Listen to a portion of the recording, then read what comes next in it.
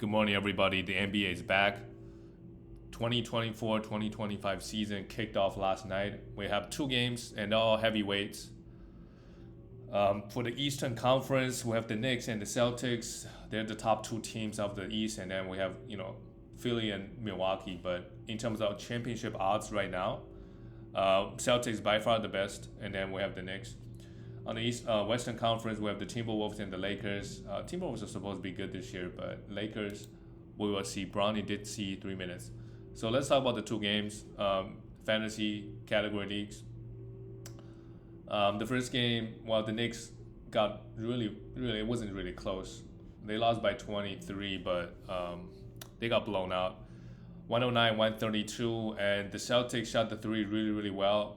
They took 60 of them. That is crazy. 95 total shots. over 60% is 3-point shots. And I think they were trying to go for the record, and they missed their last however many attempts, 13, 14. They could have beat the record. They tied it instead. Fantasy wise, none of the Knicks guys played well.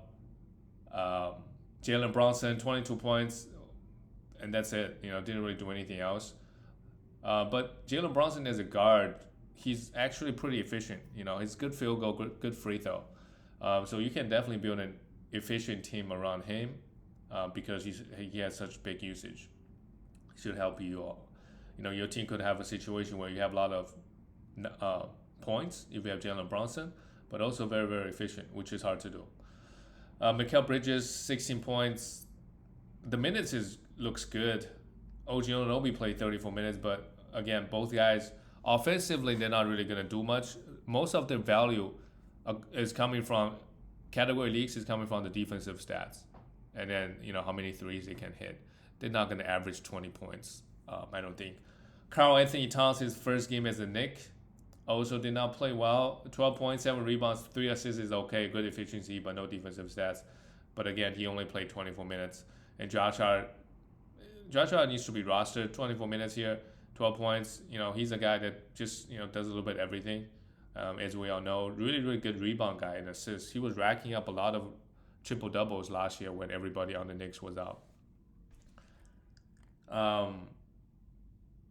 Miles McBride had a big game, but we're not really touching this guy unless the Knicks have a back-to-back and you need some threes. Jericho Sims could be a streamer if you're looking for rebound and blocks. He did all right here, 9 rebounds and 2 blocks.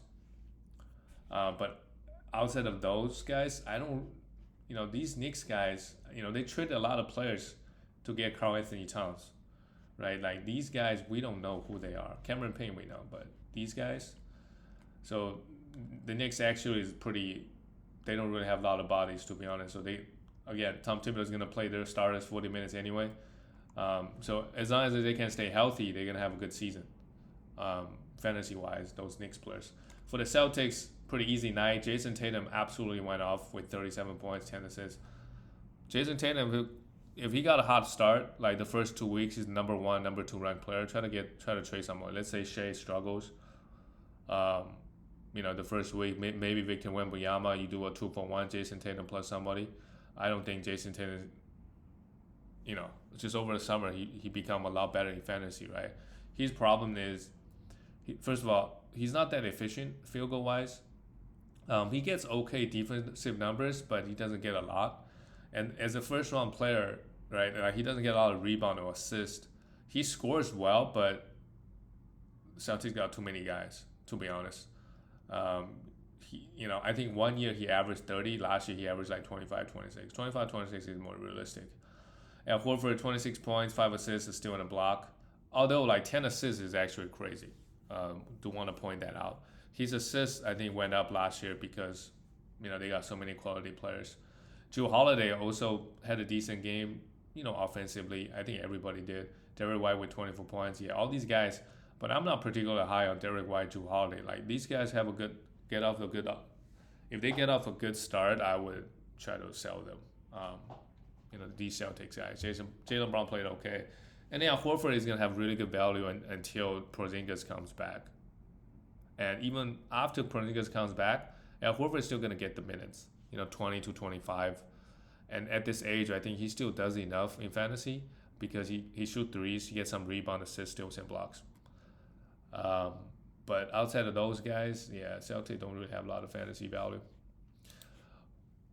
And everything is kind of expected, to be honest, because it's not like a young Detroit Pistons team or Rockets team. It'll be very interesting to monitor the minutes. The next game, the Lakers beat the Timberwolves, and AD absolutely went off, just like Tatum. We'll talk about him later in 1 minute, literally. The Timberwolves, Anthony Edwards' minutes stand out. He played 41 minutes somehow. And he was a zero, plus minus zero. While Mike Conley, do not drop Mike Conley if you drafted him. I mean, he's still going to give you good assists, but I guess he was just horrible last night. Minus 22 in his 20 minutes. Rudy had a big game, 13, his usual game, honestly, 14 rebounds and a block. Julius Randle, his first game as a Timberwolf, had 9 rebounds. I feel like his rebound would dip a little bit.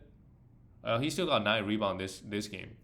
With Rudy Gobert next to you, he's going to take some of the rebounds away. But, Julius Randle still got his. But if you watch the game, he looked kind of clueless.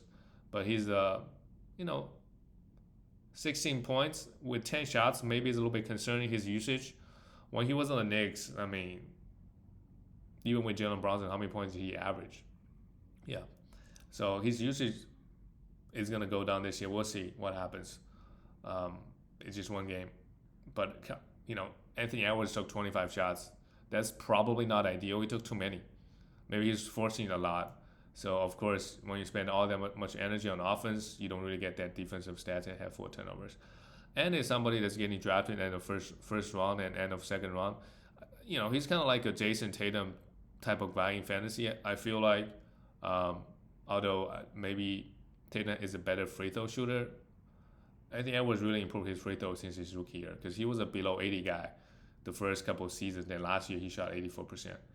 But I just, on the per game basis, Anthony Edwards just not, he's going to score, he's going to hit threes, but everybody else in the first round is doing that, and they're more efficient, or they have way more. You have Luka, right? Just counting stat wise, way more, or they have a lot of steals and blocks, or they're efficient, or they hit more threes.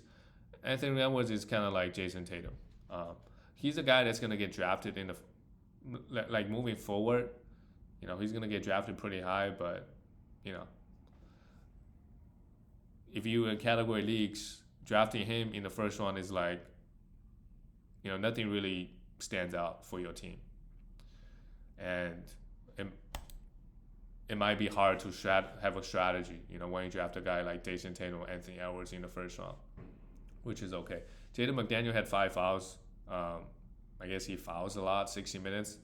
And Nasri came off the bench. I mean, Nasri is not a must roster, I don't think. 26 minutes. He, every once in a while he will go off, but I just don't feel like he gets enough defensive stats. He's just a volume scorer, comes off the bench. So every once in a while he's going to pop off, go for 25 points.